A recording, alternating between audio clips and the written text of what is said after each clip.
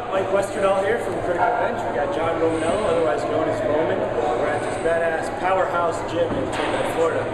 Yeah, it's pretty cool. They got all kinds of stuff here. Today I'm going to ask Roman some questions about fasting. We got a lot of guys interested in strength and muscle on the Critical Bench site. I wanted to check with you. I know you got a product coming out that incorporates a lot of fasting.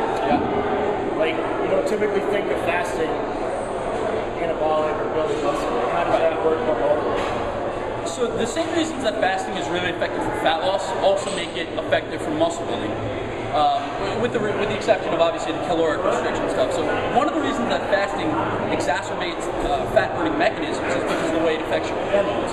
So one of the most effective muscle building compounds we know is growth hormone, which is effective not only for muscle building but also fat loss. We produce a lot of growth hormone in a couple of different times. One, when you're sleeping. Two, anytime you're in a fasted state. And three, whenever you train.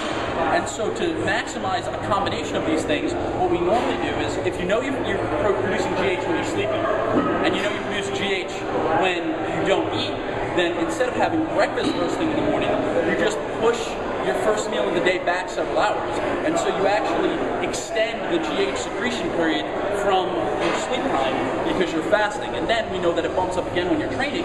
And so at the end of that fasting period, you train increasing GH again, and then you can take in your post-workout calories. So really in terms of muscle building, the more advanced mechanisms are obviously hormonal. But ultimately, really, it comes down to two things. It's stimulation and fuel. So if you're training hard and you're taking in enough fuel, you're going to grow. But if you're using fasting to manipulate your hormones to get that GH surge and the extension of the GH surge, then there's really no reason that it isn't going to potentiate muscle building. So really, all you need to do is take in more calories. The difference between fasting for fat loss and fasting for muscle building is the amount of calories that you're taking in. So the main caveat I would offer is when you're using IF for muscle building, it becomes hard for a lot of people to take in the amount of calories they need to grow in that shortened window. Because if you're used to eating 6 meals a day over a 16-hour period, now you're trying to eat 3 meals in that 8-hour period, and it's hard to have each one of those meals be calorically dense enough to facilitate muscle growth. So one of the things I always say is, if you're having trouble getting enough calories eating, just drink more. Just put more calories in your post-workout shake. Have a shake with dinner. The same thing we always tell people who are trying to do bodybuilding the traditional way.